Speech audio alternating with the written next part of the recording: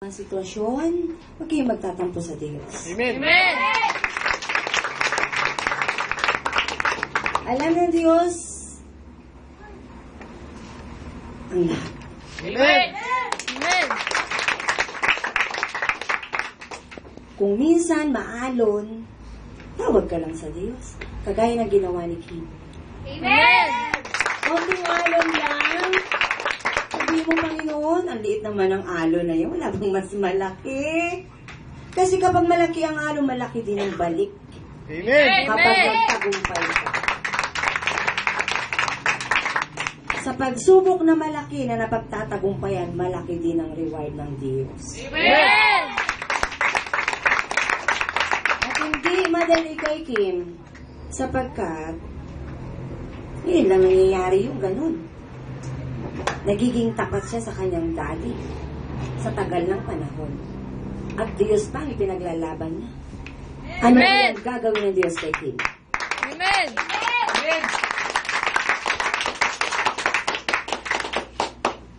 Bagamat ang lahat ng tao ay may kanya-kanyang paniniwala, belief, kanya-kanya ng faith.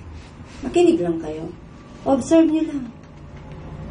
Mapapahamak ba ang tao rito? Hindi po. Ipapahamak ba ng gawain ito ang mga narito? Hindi po.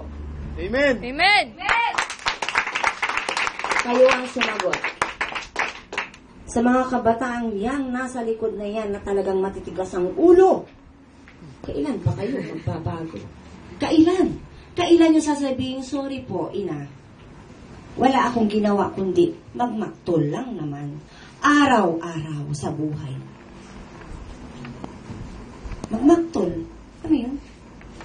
Wala na kayong kasiyahan.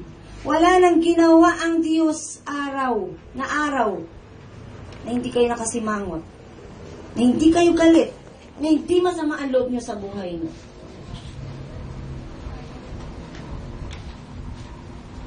Si Kim ganun din dati. Bago niya nasumpungan ang tinik na ito. Ayaw niyang makinig. Pasaway talaga siya. Pag gusto niya hanggang ngayon naman. Pero malaki ang pagkakaiba. Ang gusto niya ngayon, mapabuti ang buhay niya kasama ang mga magulang niya. Amen. Kasama ang Diyos. Kasama ang Diyos. Noon, walang pangarap si Kim. Rebelde siya eh. Wala siyang love. Di niya ma-feel ang love. Di mapalitan ng material things. Gusto lang niya pera. Gastos dito, gastos doon. Sapagkat provided siya ng tatay niya.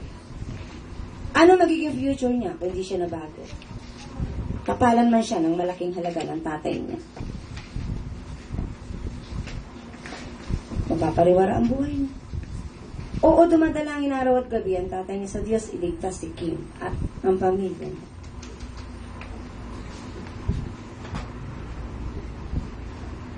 Makinig kayo.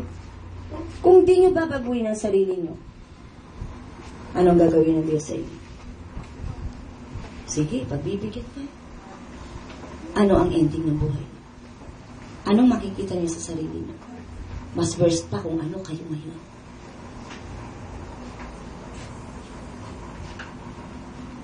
Kaya pasalamatan niyo ang magulang niyo. Andyan sila sa tabi niyo. Tulungan niyo sila. Tumulong kayo. Nabuti ng pangarap niyo. Kung may pangarap kayo. Bakit sa inyo nakafocus ang tinig? Para bumalik kayo. Para magaya kayo sa kanya. Amen.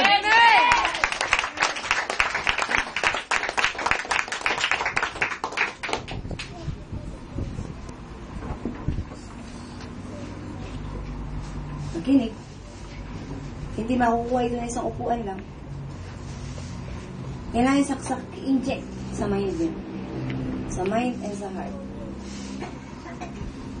Mahirap bumalik dito. Mahirap. Ahadlangan kayo ng kaaway sa labas. Walang girlfriend dito eh. Bawal ang boyfriend at girlfriend dito. Hanggat wala pa kayo sa tamang panahon. Amen. Amen.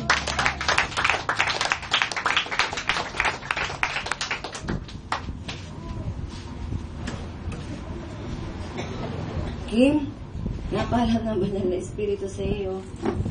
Tumuloy ka lang, ha? Tuloy mo lang. Kaya mo yan. Amen! Amen!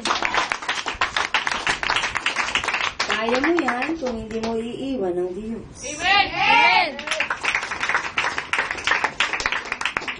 Sapagkat wala nang gagawin si Tita Arlene mo, paalaala. Tapos na. Nagawa na ni Tita Arlene ang lahat para sa iyo.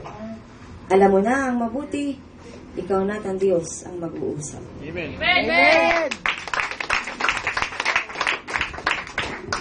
So, pansamantala ibibigay sa lingkod ang pagsasalita. Kayang-kaya kayong hawakan ng lingkod, kaya ihanda niyo ang inyong mga sarili.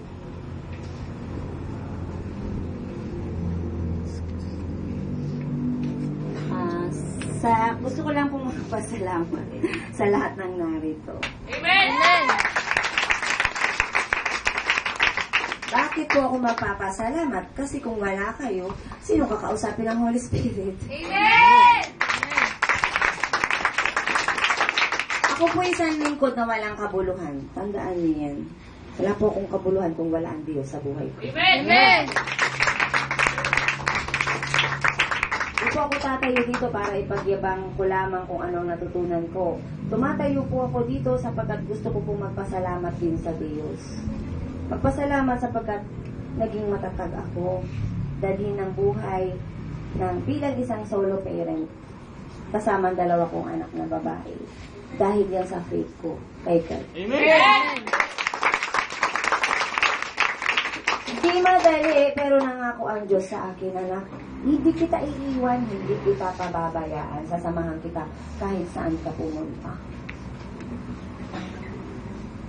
At nanalig ako sa Diyos. Magtiwala ako sa Diyos.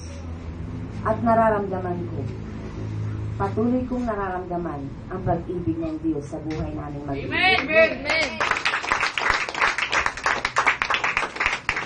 Kaya kung ano man po ang kaya kong iabot sa bawat isa, kung ano man po ang kaya kong ipadama sa inyo, hindi ko po yun pipigilan, hindi ko po yun hahadlangan. Simple lang pong ngiti na magawa ko sa isang taong may sakit. Masaya na ako, sapagkat nakakangiti pa ako. Amen!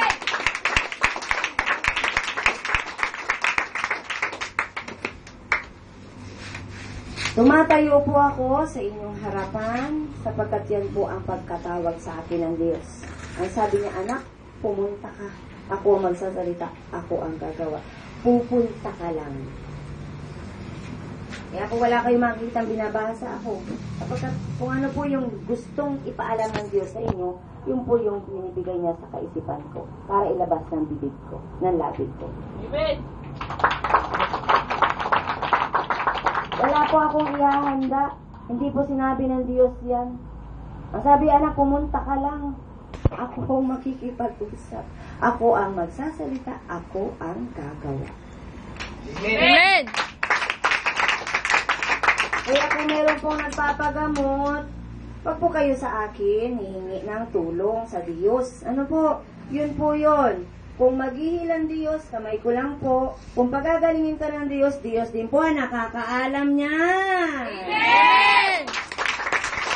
Sasamahan ko lang po kayong dumulog sa Diyos. Sapagkat minsan po sa buhay namin mag-iina, ay gumawa din po ng himala ang Diyos sa pamamagitan ng faith. Amen!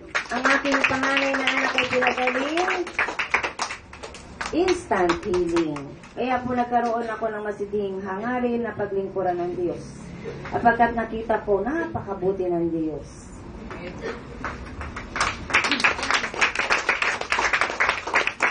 So, salamat po. Merry Christmas sa lahat. Magpatuloy tayo nagmamahalan. Ano man ang kalagayan natin sa buhay.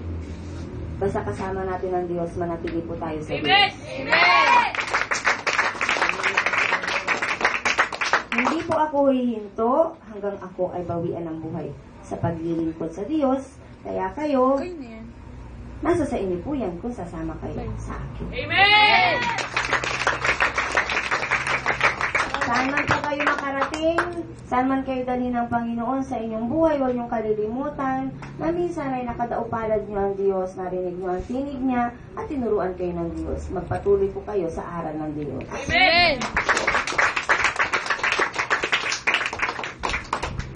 Yun lamang po ang masasabi ko sapagkat napakarami ng pag-ibig ng Diyos na dapat ipadama sa bawat isa. Sa bawat araw po, huwag po kayong hihintong gumawa ng mabuti sa kapwa-tao. May kasama pong pag-ibig dapat ang paggawa ng kabutihan. Amen. Huwag pong ginagawa lamang dahil sa meron o ginagawa dahil napipilitan o dahil kailangan. Gawin po yan dahil gusto mong ipadama ang pag-ibig ng Diyos na dala mo sa puso mo. Amen.